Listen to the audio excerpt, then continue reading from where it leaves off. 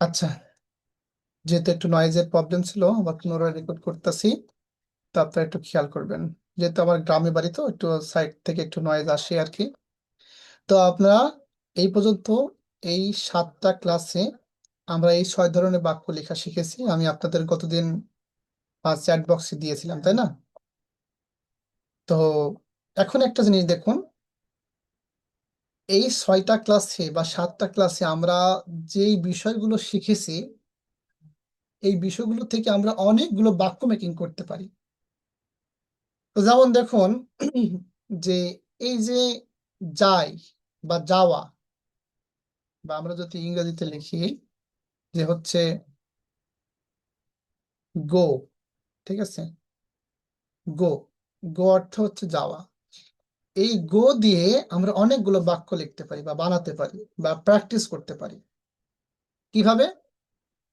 দেখুন, সাধারণত এখানে একটা বাক্য লিখেছি, আমি বিদ্যালয়ে যাই, আই গো টু স্কুল। এবার এই বাক্যটার আমরা কি করতে পারি? ফোর সাইড বানাতে পারি, তাই না? পজিটিভ থেকে নেগেটিভ, ইন্টারোগেটিভ এবং নেগেটিভ ইন্টারোগেটিভ। এখানে আমরা কোনটা জিনিস ব্যবহার করছি? মানে এখানে লেখা আছে শুধুমাত্র কি ফার্স্ট পার্সনের একটি, জাস্ট একটা পার্সন লেখা আছে, আই, তাই না? আমি বিদ্যালয়ে যাই। এবং এই আই দিয়ে আমরা কয়টা বাক্য বা মেকিং করতে পারছি? বা আমি দিয়ে 4টা পারছি, তাই না? এবার যদি আমি বলি যে উই দিয়ে, ইউ দিয়ে, আবার ইউ দিয়ে, তারপরে হি, শি, ইট, দে, বা কোনো মানুষের নাম, যেমন হচ্ছে কিরণ। তো পার্সন কয়টা আমরা দেখি? একটা, দুইটা, তিনটা, চারটা, পাঁচটা, ছয়টা, সাতটা, আটটা, 9টা। এই 9টা পার্সন ব্যবহার করে আবার অনেকগুলো বাক্য মেকিং করতে পারবো শুধু এই গো দিয়ে। বাট মানে ওই যে প্রথম প্রথম 2টা ক্লাসের উপর ডিপেন্ড করে, যেমন আমি যাই, আমি খাই, আমি বিদ্যালয়ে যাই, আমি পড়ি, এই যে এরকম বাক্যগুলো শিখেছিলাম না প্রথম ক্লাসে। তো এই শুধুমাত্র এই পার্সন গুলা দিয়ে, যেমন এখানে কয়টা বললাম?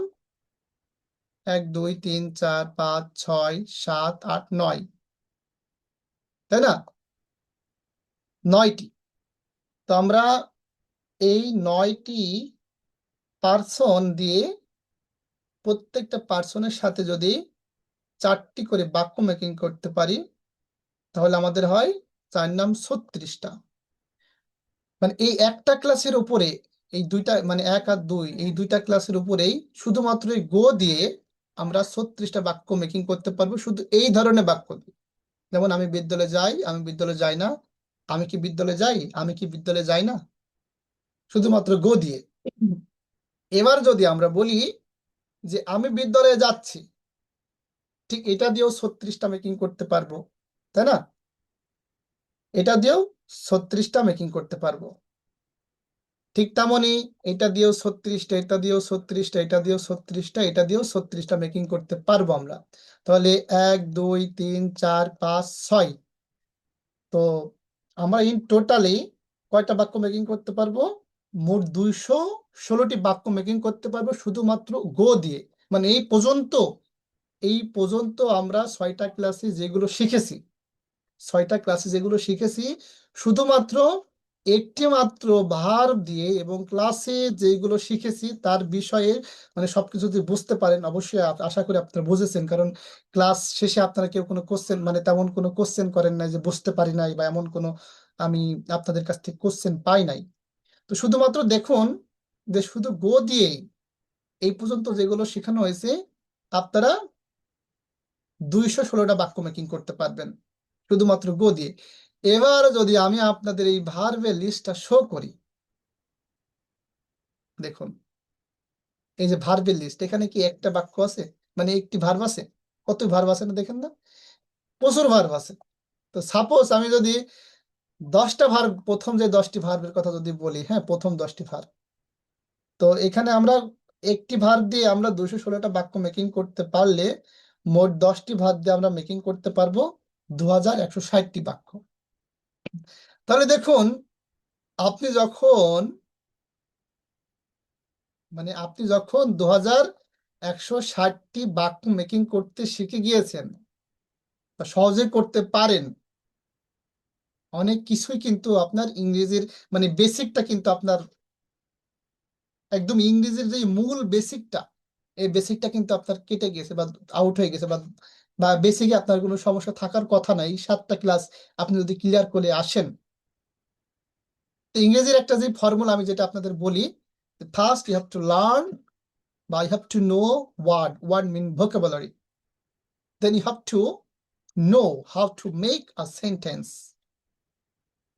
ওই ভাবটা দিয়ে আপনি কিভাবে একটি বাক্য গঠন করতে পারবেন এটা আপনাদের জানতে হবে। তারপরে ওই যে ভিডিও মেকিং দিই, ভিডিও মেকিং টপিক দিই, এইভাবে আপনি ভিডিও মেকিং টপিক মানে ভিডিও মেকিং করবেন আর কি।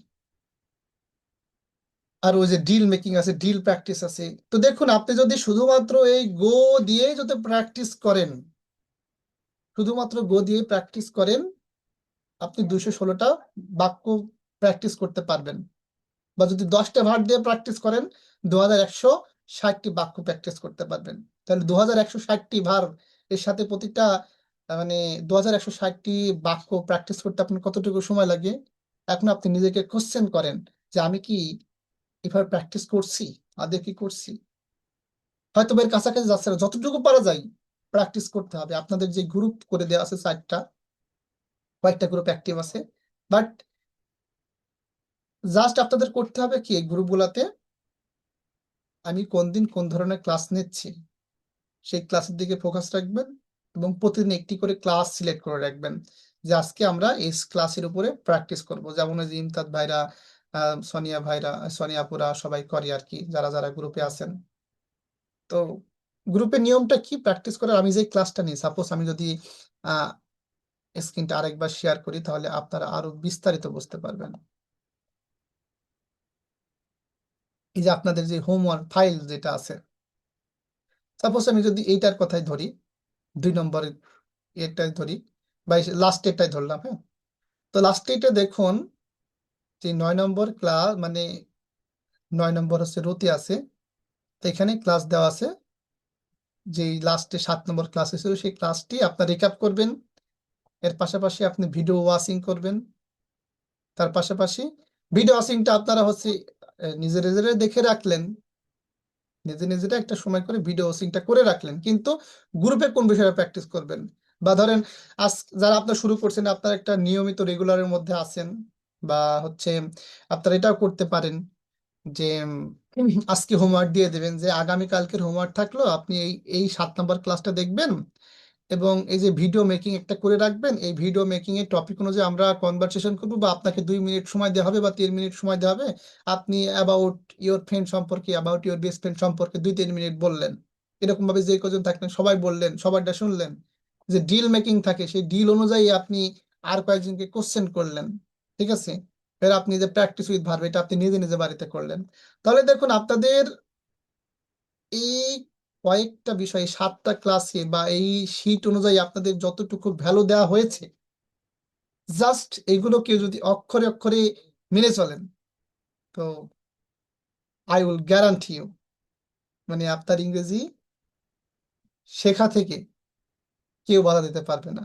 Just you have to active and you have to be serious, ঠিক আছে। আজকে কোনো ক্লাস না, আজকে একটু জাস্ট গল্প করব বা এই ক্লাস রিলেটেড ইয়ে টিয়ে করবো আর কি। ক্লাস নেক্সট আগামী দিন থেকে সুন্দর করে নেব আর কি। যেই ক্লাসগুলো 7টা ক্লাস নিয়েছি, সেই 7টা ক্লাসে কতটুকু আপনারা ভ্যালু পেয়েছেন, এই ভ্যালুটুকু শুধু আপনাদের বোঝালাম। এখন আপনারা কি করবেন? এখন আপনারা কি করবেন, আমি আপনাদের এই যে ভার্বের কিছু হোমওয়ার্ক দিয়ে দিই। হয়তোবা আমি একটা জিনিস আমার আহ, নিজে উপলব্ধি করেছি, বা এতদিন ইংলিশ যতদিন যেদিন থেকে শেখা শুরু করেছি, বা তারপর থেকে যেদিন থেকে টিচিং শুরু করেছি, একটা অভিজ্ঞতা আছে যে হোমওয়ার্ক না দিলে কেউ পড়তে চায় না ইচ্ছাকৃত ভাবে, ঠিক আছে। যার কারণে আপনাদের হোমওয়ার্কটা আমার দেওয়া কর্তব্য। তো প্রথম দিন আমি আপনাদের বলেছিলাম যে 10টি ভার্ব মুখস্থ করবেন, এবং আজকে আপনাদের হোমওয়ার্ক থাকবে যে 10টি ভার্ব মুখস্থ করেছেন, এবং এইগুলোর এই ভার্বগুলোর দেখেন V1, V2, V3 একদম প্রায় সেম, ম্যাক্সিমামই সেম।